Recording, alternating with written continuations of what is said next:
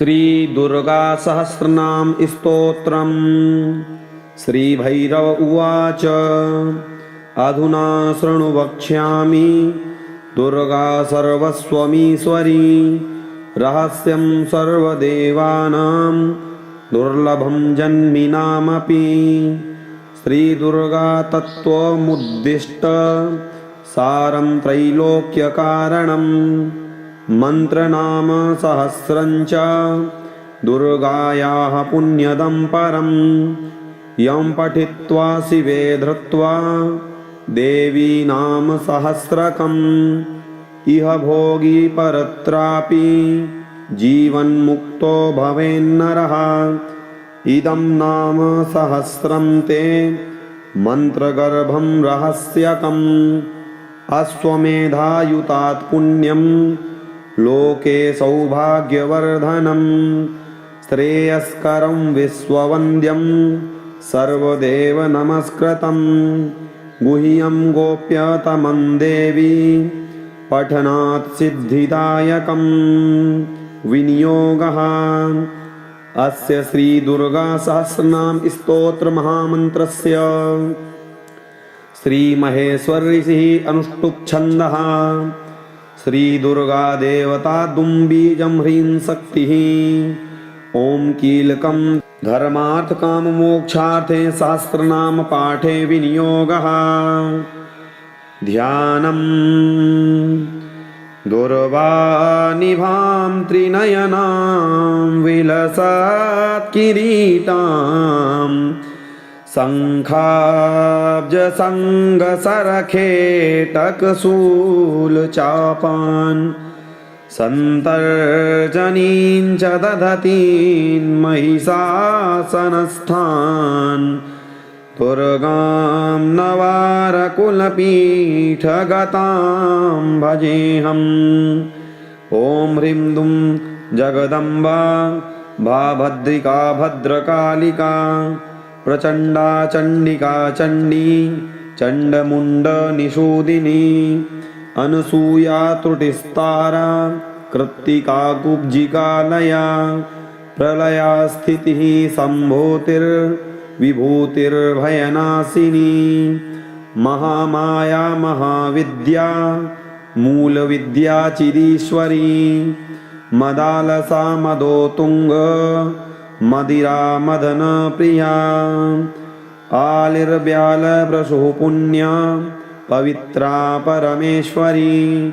आदिदेवी कलाकान्ता त्रिपुरा जगदीश्वरी मनोन्मना महालक्ष्मीः सिद्धलक्ष्मीः सरस्वती सरित्कादम्बरी गोधा गुह्यकाली गणेश्वरी गणाम्बिका जया तापी तपना तापहारिणी तपोमयी दुरालम्बा दुष्टग्रहनिवारिणी दुःखहा सुखदा साध्वी परमामृतसुरा सुधा सुधांसुनिलया प्रलयानलसन्निभा समस्ता सम्पदं भोज निलया कर्णिकालया विद्येश्वरी विश्वमयी विराट छन्दो गतिर्मतिः धृतिदादाम्भिकी दोला लोपामुद्रा पटीयसी गरिष्ठारिष्टहा दुष्टा कृपा काशी कुलाकुला अकुलस्था पदन्यासा न्यासरूपा विरूपिणी विरूपाक्षी कोटराक्षी कुलकान्ता पराजिता अजिता कुलिका लम्पा लम्पटा त्रिपुरेश्वरी त्रितयी वेदविन्यासा सन्न्यासा सुमतिर्भया अभया स्वरमुखा देवी महौषधिरलम्बुसा चपला चन्द्रिका चण्डा चण्डमुण्डनिषूदिनी चापलाक्षी मदाविष्टा मदिरारुणलोचना पुरी त्रिपुरसूरास्ना रसा रामा मनोहरा सन्ध्या सन्ध्याभ्रशीला च साला श्यामपयोधरा शशाङ्कमुकुटा श्यामा सुरासुन्दरलोचना विषमाक्षी विशालाक्षी वसा वागीश्वरी शिला मनः शिला च कस्तूरी मृगनाभिर्मृगेक्षणा मृगारिवाहना साध्वी मानदामत्तभाषिणी नारसिंही वामदेवी वामा वामश्रुतिप्रिया पुण्या पुण्या गतिः पुण्या पुत्री पुण्यजनप्रिया चामुण्डा चोग्रचण्डा च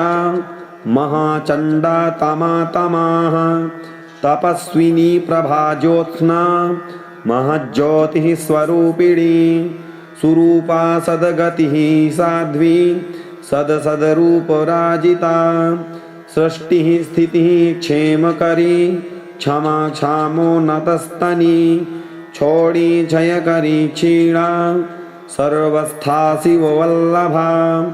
दन्तुरा दाडिमप्रीतिर्दया दाम्भिकसूदिनी राक्षसी डाकिनी योग्या योगिनी योगवल्लभा कबन्धा कंधरा कृष्णा कृत्तिका कंठकांतका कलंकरहिता काली कंपा काश्मीरवल्लभा काशी कीर्तिप्रदा कांची काश्मीरी कोकिलस्वना प्रभावती महारौद्री रुद्रपत्नी रुजापहा रतिः स्तुतिस्तरी स्तूर्या तोतुला तलवासिनी तपः प्रिया सरश्रेष्ठा पंगुपुत्री यमस्वसा यामी यमांतका याम्या यमुना स्वर्नदी तडित नारायणी विश्वमाता भवानी पापनाशिनी विगता विगता प्रश्ना कृष्णा कष्टासिधारिणी वारी वारा वरधरा वरदा वीरसूदिनी वीरसूर्वामनाकारा दीर्घसूत्रा दयावती दरीधनप्रदा धात्री धात्री वल्ली महोदरी गणेश्वरी गया कांची कांची किंकिणी घंटिका माया मायावती मत्ता प्रमत्ता प्रवरेश्वरी पौरंदरी सची सीता सीता तपस्वभावजा स्वाभाविक गुणागण्या गांभीर्य गुणभूषणा सूतिः सूर्यकला सुप्ता सप्तशक्ति स्वरूपिणी तेजस्विनी सदानंदा सभा संतोषवर्धिनी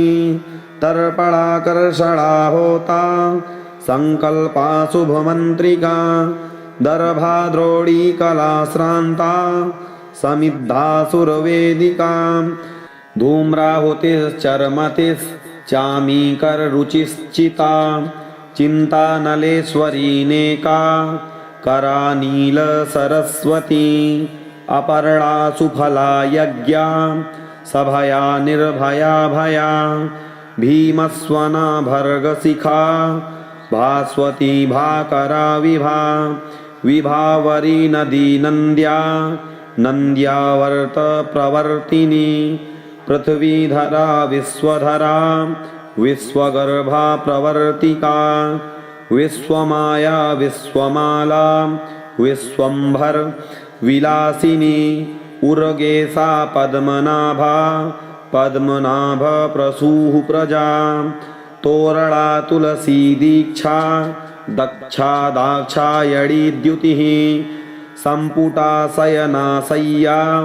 शासना समनान्तका श्यामा कवर्णा शार्दूली सम्पासीतांशुवल्लभा स्तुत्या प्रणीता नियतिः कंपना कंपहारिणी चंपकाभा चराचीना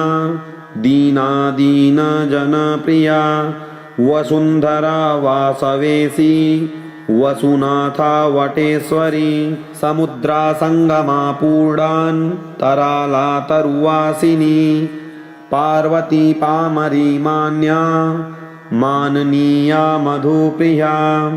माधवी मधुपानस्था मंदिरा मंदुरामृगी मोमुसारुरुसारेवा रेवती रमणी रमा रिद्धिहस्ता सिद्धिहस्ता अन्नपूर्णा महेश्वरी अन्नरूपा जगज्योतिः समस्तासुरघातिनी गारुडी गगनालम्बा लम्बमानकचप्रिया पीताम्बरा पीतपुष्पा पूतना गीतवल्लभा वलाका जगदन्ता च जराजयवरप्रदा प्रीतिः कठोरवदना करालरदना रसा जिह्वाहस्ता च बगला प्रणया विनयप्रदा किरीकरालवपुषी सेमुषी मक्षिकामसी उत्तीर्णा तर्णिका तीक्ष्णा श्लक्ष्णा कामेश्वरी शिवा शिवपत्नी सरोजाक्षी पद्महस्ता सरस्वती कमलाक्षी कमलजा करवाल विहारिणी कविपूज्या कविगतिः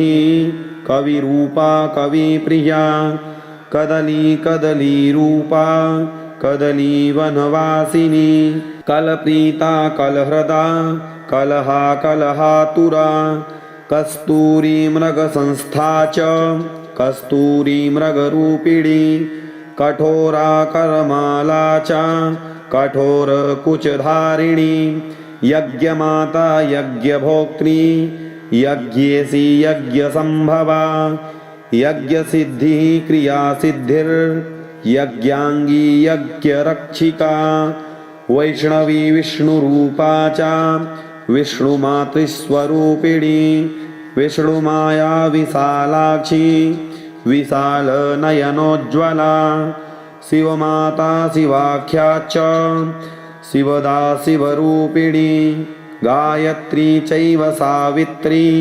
ब्रह्माणी ब्रह्मरूपिणी दुर्गस्था दुर्गरूपा च दुर्गा दुर्गातिनाशिनी माहेश्वरी च सर्वाधा सर्वाणी सर्वमङ्गला सूर्यकोटिसहस्राभा चन्द्रकोटिनिभानना समुद्रकोटिगम्भीरा वायुकोटिमहाबला सोमसूर्याग्निमध्यस्था मणिमण्डलवासिनी द्वादशारसरोजस्था सूर्यमण्डलवासिनी अकलङ्कशशाङ्काभा षोडशारनिवासिनी हृतपद्मनिलया भीमा महाभैरवनादिनी वर्णाढ्या वर्णरहिता पञ्चाशद्वर्णभेदिनी भवानी भूतिदा भूतिर्भूतिदात्री च भैरवी भैरवाचारनिरता भूतभैरवसेविता कामेश्वरी कामरूपा कामतापविमोचिनी गणेशजननी देवी गणेशवरदायिनी गतिदा गतिहा गीता गौतमी गुरुसेविता दीनदुःखहरा दीन तापनिर्मूलकारिणी दयाशीला दयासारा दयासागरसंस्थिता नृत्यप्रिया नृत्यरता नर्तकी नर्तकप्रिया नारायणी नरेन्द्रस्था नरमुण्डास्थिमालिनी भैरवी भैरवाराध्या भीमा भीमवरप्रदा भुवना भुवनाराध्या भवानी भूतिवर्धिनी महिषासुरहन्त्री च रक्तबीजविनाशिनी धनुर्बाणधरा नित्या धूम्रलोचननाशिनी कुलीना कुलमार्गस्था कुलमार्गप्रकाशिनी पञ्चाशद्वर्णबीजाढ्या पञ्चाशन्मुण्डमालिका षडङ्गयुवती पूज्या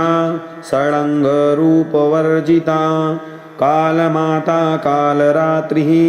काली कमलवासिनी कमलाकान्तिरूपा च कामराजेश्वरी क्रिया मायामतिर्महामाया भयदा भयहारिका नारी नारायणी गण्या नारायणग्रहप्रिया मदिरापानसन्तुष्टा मदिरामोदधारिणी तथ्यापथ्याकृतिरथ्या रथस्था विततस्वरा महती रागिणी भार्गी शुचिहासा हरीश्वरी हरिद्रत्ना सुलसिता लक्ष्मीनायकसुन्दरी अम्बालिकाम्बा देवेशी अनघाग्निशिखाश्रुती अलसाल्पगतिश्चान्त्या नन्तानन्तगुणाश्रया आद्या चादित्यसङ्कासा आदित्यकुलसुन्दरी आत्मरूपाधिशमनी आदिमायादिदेवता इन्द्रप्रसूरिनद्योति ऋणाग्निशशिलोचना इन्द्रावरजसंस्तुत्या इलाक्षेक्षुरसप्रिया ईश्वरी ईशवनिता ईशा केशववल्लभा उमा उर्वी उरुभुजा उत्तुङ्गा चोक्षवाहना उत्तङ्का चोत्तमा ध्येया उल्लासा चोरुगर्विणी उष्मा ऊढा च गुर्वङ्गी ऊर्ध्वाक्षी ऊर्ध्वमस्तका रिद्धिरिचारिवर्णेशी ऋढहर्त्रीरिचान्तकी ऋढिजा चारुवस्त्रा च ऋडिवासा महालया लृकारा लृक्कुरालीना लृकारावरधारिणी एणाङ्कमुकुटा चेहा चारुचन्द्रा कलाकला ऐकारगतिरैश्वर्य दायिनी चैश्वरी गतिः ओङ्कारा बीजरूपा च औत्रिकी वेत्रधारिणी अम्बिका लम्पिका पम्पा स्वरोद्गाररूपिणी काली च भद्रकाली च कालिका कालवल्लभा कदम्बनिलया कन्या काञ्चीमण्डनमण्डिता कलङ्करहिता कूर्मा काञ्चनाभा करीरगा कनकाचलवासा च कारुण्याकुलमानसा कुलस्था कौलिनी कुल्या कुरुकुल्ला कपालिनी कपालकुलनिर्विन्ना क्लीङ्कारा कञ्जलोचना खञ्जनाक्षी खङ्गधरा खेटकायुधभूषणा खर्पराढ्या चकलः खेटिनी खेचरी खगा खगायुधा खगगतिः खकाराक्षरभूषणा गणाध्यक्षा गजगतिर्गणेश जननी गदा गोधा गदाधर प्राज्या गगनेशी महीमला गुर्घरा घटभूर्घूका घूषणाभा गणेश्वरी घनसार प्रिया साम्या गवर्णकृतभूषणा गान्ताङ्गवर्णमुकुटा कवर्गकृतभूषणा चान्द्री चान्द्रिस्तुता चार्वी चन्द्रिका चण्डनिस्वना चञ्चरीकस्वना देवी चञ्चचामीकराङ्गदा छत्रिका छुरिका छञ्छा छत्रचामरभूषणा जङ्कारी जलजिह्वा च जृम्भिका जलयोगिनी जटाजूटधरा जातिपुष्पसमानना जलेश्वरी जगद्धेया जानकी जननी घटा झंझाझरी झरत्कारी झड़त कांचीरकिंकड़ी झिंठिका झंपकृद झंपा झंपत्रास निवारिणी आडुरूपा अंकहस्ता अवर्णाक्षर सम्मता टंकायुधा महातथ्या टंकार करुणाटसी ठकुराठत कराठानी डिण्डीरवसनाढला ढण्ढा नीलमयी ढण्डा ढणत्कारकराढसा ळान्ताडीलायुधाडम्राड वरळाक्षरभूषणा तरुडी तुन्दिला तोन्दा तामसी तामसप्रिया ताम्रानना ताम्रकरा ताम्राम्बरधरा तुला तापत्रयहरा तापी तैलासक्ता तिलोत्तमा स्थाणुपत्नी स्थली स्थूला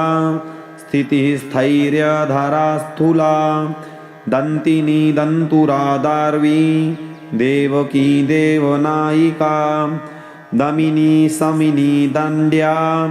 दण्डहस्ता दुरानतिः दुर्वारा दुर्गतिर्दाक्षी द्राक्षा द्राविडवासिनी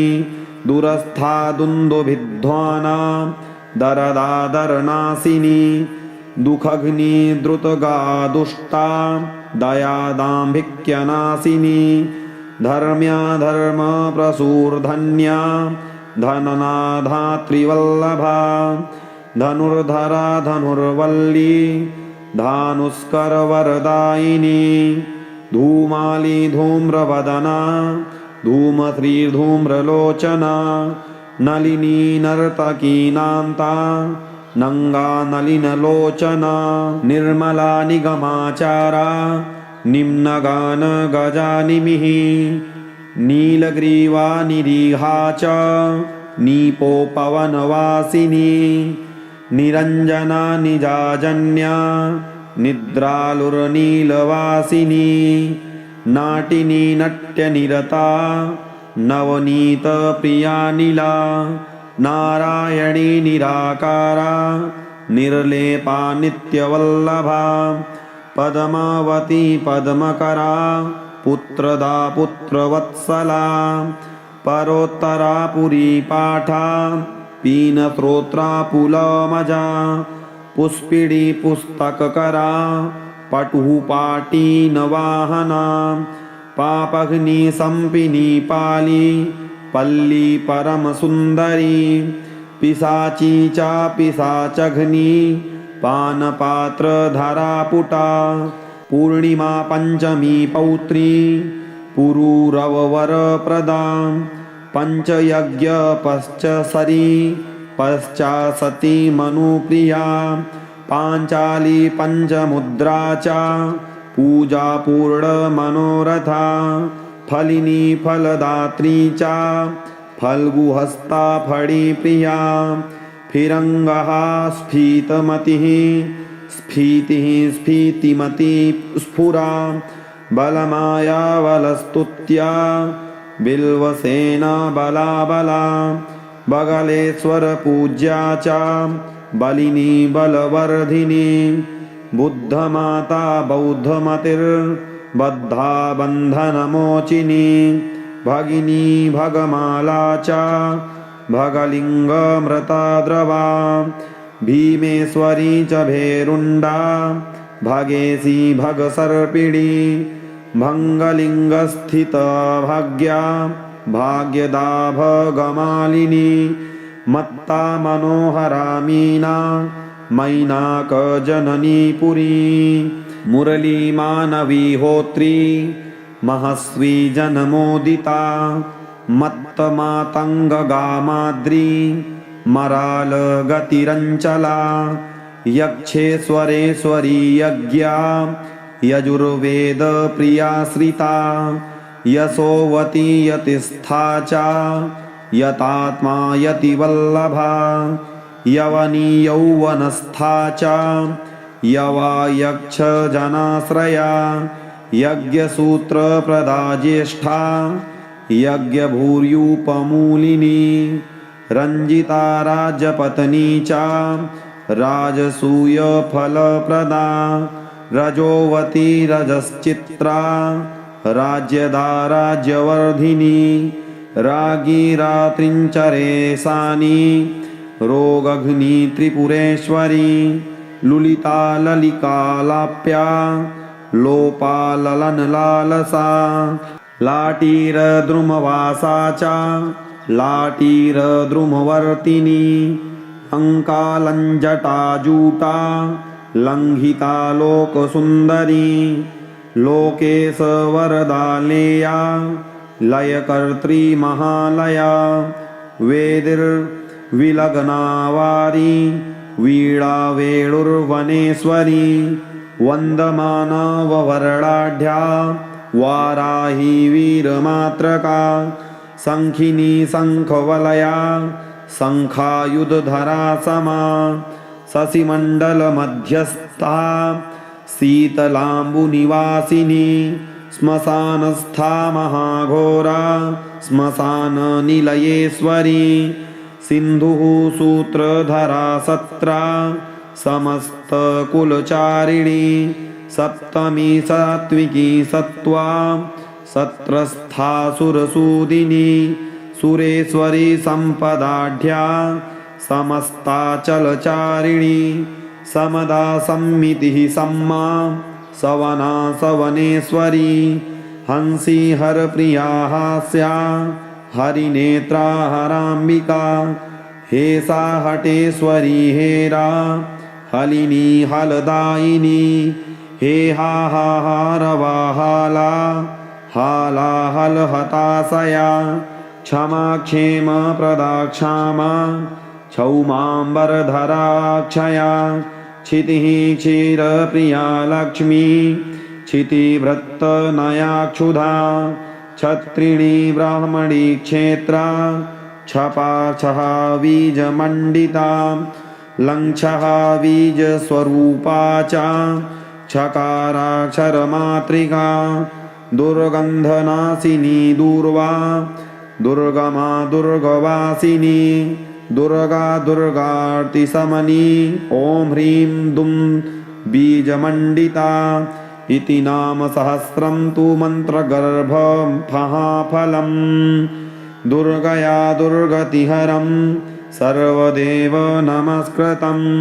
सर्वमन्त्रमयं दिव्यं देवदानवपूजितं श्रेयस्करं महापुण्यं महापातकनाशनं यः पठेत् पाठयेद्वापि शृणोति श्रावयेदपि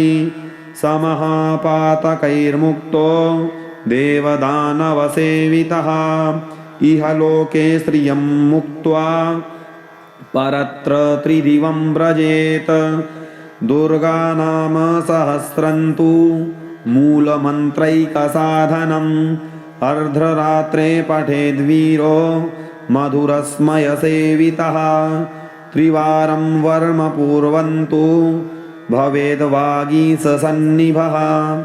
यः पठेद्देवी मध्याह्ने स्त्रीयुतो मुक्तकुन्तलः तस्य वैरीकुलं त्रस्येद् दर्शनाद् दैत्यसूदिनी दहनादिव देवेशी पतङ्गकुलमद्रिजे यः पठेद्वेतसी मूले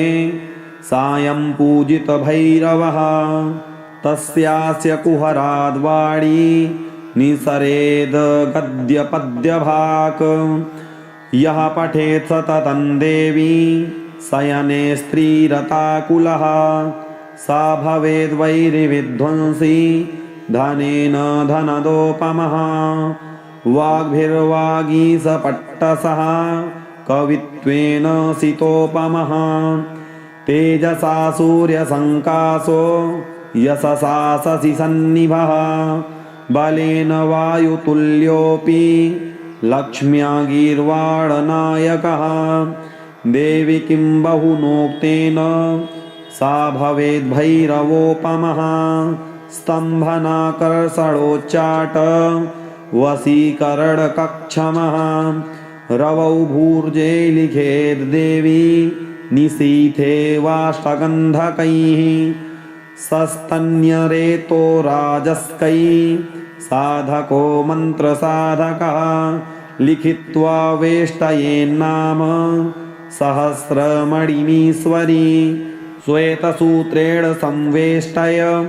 लाक्षा परिवेष्टयेत् सुवर्णरजताद्यैश्च वेष्टयेत् पीतसूत्रकैः सम्पूज्य गुटिकां देवी शुभेह्नि साधकोत्तमः धारयेन्मूर्ध्नि वाबाहौ गुटिकां कामदायिनीं रणे रिपून् विजित्यासु कल्याणी ग्रहमाविशेत् वन्ध्या वामभुजे धृत्वा कृत्वा साधकपूजनं पुत्रान् लभेन्महादेवी साक्षात् वैश्रवणोपमान् गुटिकैः सा महादिव्या गोप्या कामफलप्रदा साधकैः सततं पूज्या साक्षात् दुर्गा स्वरूपिणी योर्चयेत् साधको दुर्गां गुटिकां धारयेत् प्रिये पठेद्वर्म शिवे मन्त्र नाम साहस्रिकीं पराम् अङ्गस्तोत्रं फलं तस्य देवि वक्ष्येऽधुना शृणु वने राजकुले वापि दुर्भिक्षे शत्रुसङ्कटे अरण्ये प्रान्तरे दुर्गे श्मशाने सिन्धुसङ्कटे वात्ये यक्षपिशाचादि भूतप्रेतभये तथा वीरो विगतभीर्देवी सर्वत्र विजयी भवेत् स्तम्भयेद् वातसूर्याम्बु चन्द्रादीन् साधकोत्तमः मोहये त्रिजगत्सत्यः कान्ताश्चाकर्षयेद् ध्रुवं मारयेदखिलान् शत्रूनुच्चाटयति वैरिणः वसयेद् देवताः सद्यः किं पुनर्मानवाञ्छिवे समयेदखिलान् रोगान् महोत्पातानुपद्रवान् किं न लभते वीरो दुर्गाञ्चाङ्गपूजनात् इदं रहस्यं दुर्गाया अष्टाक्षर्या महेश्वरी सर्वस्वसारतत्त्वञ्च मूलविद्यामयं परं महाचीनक्रमस्थानान् साधकानां यशस्करं पठेत् सम्पूजयेद्देव्या मन्त्रनाम सहस्रकम् इदं सारं हि तन्त्राणां तत्त्वानां तत्तमुत्तमं दुर्गानाम सहस्रं तु तव भक्त्या प्रकाशितम् अभक्ताय न दातव्यं गोप्तव्यं पशुसङ्कटे अभक्तेभ्योऽपि पुत्रेभ्यो दत्त्वा नरकमाप्नुयात् दीक्षिताय कुलीनाय गुरुभक्तिरताय च शान्ताय भक्तियुक्ताय देहं नाम सहस्रकं विनदानं न ग्रहणीयान् न दद्याद्दक्षिणां विना दत्त्वा गृहीत्वाप्युभयोः सिद्धिहानिर्भवेत् ध्रुवम् इदं नाम सहस्रन्ते गुप्तं गोप्यतमं शिवे तत्त्वं भक्त्या मया ख्यातं गोपनीयं स्वयोनिवत् इति श्रीरुद्रयामलान्तर्गतं श्रीदुर्गासहस्रनाम स्तोत्रम् संपूर्णम्। जो साधक नवरात्रि में इस दुर्गा सहस्रनाम स्तोत्र का पाठ करता है या प्रतिदिन प्रातः काल इस दुर्गा सहस्रनाम स्तोत्र का पाठ करता है, भगवती जगदम्बा देवी उसके जन्म जन्मांतरों के पापों का नाश करती हैं तथा उसकी दरिद्रता का नाश करती हैं और उसको धन लक्ष्मी प्रदान करती हैं, अनेक प्रकार की शुद्धियों से उसको युक्त करती हैं। पूरा वीडियो देखने के लिए धन्यवाद। चैनल को सब्सक्राइब अवश्य करें, साथ ही बेल आइकन प्रेस करें एवं कमेंट बॉक्स में अपनी राय अवश्य दें। मिलते हैं अगली वीडियो में, तब तक के लिए जय श्री कृष्ण, जय श्री राधे।